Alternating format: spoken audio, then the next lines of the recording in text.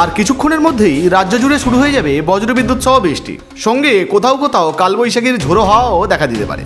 তো এই মুহূর্তে আলিপুর আবহাওয়া দপ্তরের তরফ থেকে আজ এবং আগামীকালের জন্য সতর্কবার্তা দেওয়া হয়েছে।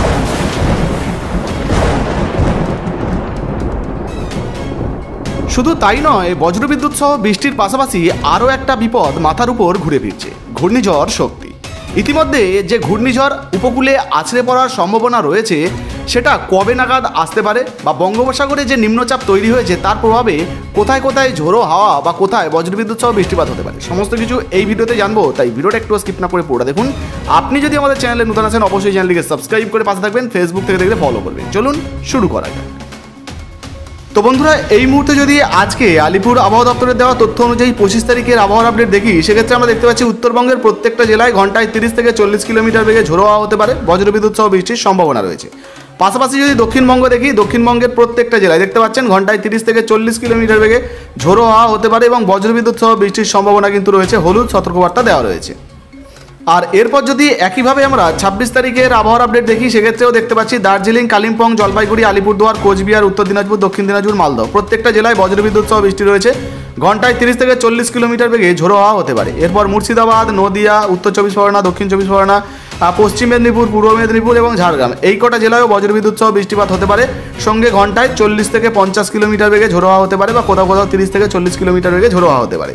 তবে বীরভূম জেলা, পশ্চিম বর্ধমান, পূর্ব বর্ধমান, হুগলি, হাওড়া, বাঁকুড়া, পুরুলিয়া এই সমস্ত জায়গায় বৃষ্টির সম্ভাবনা তেমন একটা নেই, এমন সতর্কবার্তা দেওয়া রয়েছে। তবে র্যাডার অনুযায়ী কিন্তু এই সমস্ত জায়গায় বৃষ্টির সতর্কবার্তা রয়েছে। চলুন এবার আমরা দেখে নিই যে বর্তমানে র্যাডার অনুযায়ী কোথায় কখন বৃষ্টিপাত হতে পারে, বা কোথায় কখন ঝোড়ো হাওয়া বইতে পারে, বা ঘূর্ণিঝড়ের আপডেট কী রয়েছে। তো বন্ধুরা, এই মুহূর্তে যদি আমরা র্যাডার অনুযায়ী আজকে আবহাওয়ার আপডেট দেখি, সেক্ষেত্রে দেখতে পাচ্ছি দক্ষিণবঙ্গের প্রত্যেকটা জেলায় আজ বিকেলের পর থেকেই বজ্রবিদ্যুৎ সহ বৃষ্টি, সঙ্গে হালকা মাঝারি ঝোড়ো হাওয়াও কিন্তু বইতে পারে। দেখতে পাচ্ছেন ইতিমধ্যে দক্ষিণ 24 পরগনার সুন্দরবন উপকূলবর্তী এলাকা, পাশাপাশি যদি আমরা নদিয়া দেখি, মেদিনীপুর দেখি, সেই সঙ্গে হাওড়া, হুগলি, কলকাতা এই সমস্ত জেলা দেখি, প্রত্যেকটা জেলা দেখতে পাচ্ছেন বর্ধমান, বীরভূম, বাঁকুড়া, পুরুলিয়া, ঝাড়গ্রাম প্রত্যেকটা জেলা দেখুন প্রত্যেকটা জায়গায় কিন্তু ইতিমধ্যে বৃষ্টিপাত রয়েছে। মেদিনীপুরের যদি আমরা বেলদা, কন্টাই, দীঘা দেখি, এই সমস্ত জায়গা, হলদিয়া এখানেও কিন্তু বৃষ্টিপাত রয়েছে। দক্ষিণ 24 পরগনা যদি গোসবা, নামখানা, কাকদ্বীপ, ক্যানিং এই সমস্ত জায়গা দেখি, এখানেও কিন্তু বজ্রবিদ্যুৎ সহ বৃষ্টি এবং সেই সঙ্গে ঝোড়ো হওয়ার সম্ভাবনা রয়েছে। এরপর যদি আমরা একটু উত্তরবঙ্গের দিকে আসি, উত্তরবঙ্গে তার আগে এখানে দেখুন সিউড়িতেও বৃষ্টিপাত রয়েছে, মুর্শিদাবাদ, নদিয়া, দুর্গাপুর এই সমস্ত জায়গায় এখানেও কিন্তু বৃষ্টিপাত রয়েছে। আর যদি আমরা একটু উত্তরবঙ্গের দিকে আসি, এই মুহূর্তে বিকেলের পর থেকে উত্তরবঙ্গেও বৃষ্টিপাতের সম্ভাবনা রয়েছে, দেখতে পাচ্ছেন মালদায় বৃষ্টিপাত হতে পারে।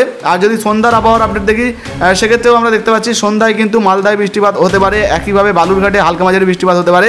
তবে 7টার পর থেকে দিনাজপুর, পাশাপাশি যদি আমরা কোচবিহার, আলিপুরদুয়ার দেখি, শিলিগুড়ি দেখি, এখানে তেমন কোনো বৃষ্টির সম্ভাবনা নেই। এরপর যদি আমরা আবারও রাতের দিকে দেখি, সেক্ষেত্রে কিন্তু মোটামুটি 9টা-10টার দিকে আবারও দার্জিলিং, শিলিগুড়ি, জলপাইগুড়ি এই সমস্ত জায়গায় বৃষ্টিপাত রয়েছে, মালদায় বৃষ্টিপাত রয়েছে। আর একইভাবে যদি নিচের দিকে আসি, সেক্ষেত্রে আমরা দেখতে পাচ্ছি মুর্শিদাবাদের কিছু জায়গা বা বীরভূমের কিছু জায়গায় বৃষ্টিপাত হতে পারে। চন্দননগর, আরামবাগ, বাকি কলকাতা, দক্ষিণবঙ্গের বেশিরভাগ জেলা রয়েছে যেখানে কিন্তু তেমন কোনো বৃষ্টির সম্ভাবনা নেই। এরপর পরবর্তীতে আবারও সময়ের পরিবর্তন করে যদি 26 তারিখে যাই, 26 তারিখ সকাল থেকেই মোটামুটি দুপুরের পর থেকে দেখতে পাচ্ছি বজ্রবিদ্যুৎ সহ বৃষ্টিপাত রয়েছে। দেখুন সুন্দরবন উপকূলবর্তী প্রত্যেকটা জায়গায় কিন্তু বৃষ্টিপাত রয়েছে। শুধু যে দক্ষিণ 24 পরগনা বা কলকাতা সংলগ্ন এলাকায় এমনটা নয়, বাংলাদেশেও দেখতে পাচ্ছেন বৃষ্টিপাত রয়েছে, শ্যামনগর রয়েছে, সাতক্ষীরা, মঠবেড়িয়া, কালাপাড়া এই সমস্ত জায়গায় এখানেও কিন্তু বজ্রবিদ্যুৎ সহ বৃষ্টি এবং ঝোড়ো হাওয়া হতে পারে।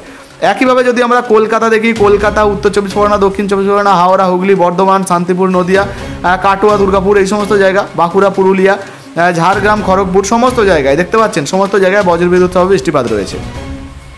এরপর যদি আবারও আমরা সময়ের পরিবর্তন করে বিকেলের দিকে বা সন্ধ্যার দিকে যাই, তো বিকেলের দিকে আবারও কিন্তু বৃষ্টিপাত রয়েছে, দেখতে পাচ্ছেন প্রচণ্ড নিম্নচাপ রয়েছে, দক্ষিণবঙ্গের প্রায় প্রত্যেকটা জেলায় কিন্তু বজ্রবিদ্যুৎ সহ বৃষ্টিপাত রয়েছে। একইভাবে যদি আমরা বালুরঘাট দেখি, মালদা দেখি, উত্তরবঙ্গে এখানেও বৃষ্টিপাত রয়েছে, দিনাজপুরেও বৃষ্টিপাত রয়েছে, কোচবিহারে বৃষ্টিপাত রয়েছে, আলিপুরদুয়ারে হালকা মাঝারি বৃষ্টিপাত হতে পারে, শিলিগুড়িতেও তাই, দার্জিলিংয়ে তেমন কোনো বৃষ্টির সম্ভাবনা নেই। তো বুঝতে পারছেন আজ এবং আগামীকাল কিন্তু ভারী থেকে অতি ভারী বৃষ্টির সম্ভাবনা রয়েছে উত্তরবঙ্গ সহ দক্ষিণবঙ্গের একাধিক জেলায়। এই মুহূর্তে এই ভিডিওটা আপনি কোন জেলা থেকে দেখছেন অবশ্যই লিখে জানাবেন। চলুন এবার ঘূর্ণিঝড়ের কী আপডেট রয়েছে বা বর্তমানে ঝড়ের কী আপডেট রয়েছে সেটা আপনাদেরকে দেখিয়ে দিই। আর এই মুহূর্তে র্যাডারের পরিবর্তন করে আমরা যদি ঘূর্ণিঝড়ের আবহাওয়ার আপডেট দেখি বন্ধুরা, সেক্ষেত্রে আমরা দেখতে পাচ্ছি বঙ্গোপসাগরে একটা প্রচণ্ড নিম্নচাপ তৈরি হয়েছে। ইতিমধ্যে এই জায়গায় যদি দেখি, দেখতে পাচ্ছেন 28 তারিখ মোটামুটি সন্ধ্যার পর 49 থেকে 55 কিলোমিটার বেগে একটা কিন্তু ঝোড়ো হাওয়া বওয়ার সম্ভাবনা রয়েছে। দেখতে পাচ্ছেন একটা ঝড় কিন্তু আসার সম্ভাবনা রয়েছে। এর পরবর্তীতে আবারও যদি আমরা সময়ের পরিবর্তন করে 29 তারিখের দিকে যাই, সেক্ষেত্রে আমরা দেখতে পাচ্ছি 29 তারিখেও মোটামুটি এই যে ঝড়টা বা ঝোড়ো হাওয়া মোটামুটি 40 থেকে 50 কিলোমিটার বা 50 থেকে 60 কিলোমিটার বেগে এদিকে বাংলাদেশের চিটাগং রয়েছে, পাশাপাশি সুন্দরবন এলাকা রয়েছে, সেই সঙ্গে কলকাতা সুন্দরবন এলাকা রয়েছে, পাশাপাশি যদি আমরা মেদিনীপুর দেখি এই সমস্ত জায়গার সঙ্গে ভুবনেশ্বর, এই সমস্ত জায়গায় কিন্তু এই ঝোড়ো হাওয়া তার প্রভাব বিস্তার করতে পারে। তবে এই মুহূর্তে যদি বঙ্গোপসাগরের উপরে দেখি একটা গভীর নিম্নচাপ রয়েছে, যেখানে কিন্তু বজ্রবিদ্যুৎ সহ বৃষ্টির একটা প্রবল সম্ভাবনা রয়েছে। আর এই নিম্নচাপটাই ধীরে ধীরে কিন্তু পশ্চিমবঙ্গ বাংলাদেশে প্রবেশ করতে পারে, আর এখানে প্রবেশ করলে ভারী থেকে অতি ভারী বৃষ্টিপাত হওয়ার সম্ভাবনা রয়েছে। এই মুহূর্তে এই ভিডিওটা আপনি কোন জেলা থেকে দেখছেন অবশ্যই নিচে কমেন্ট বক্সে কমেন্ট করে জানাবেন।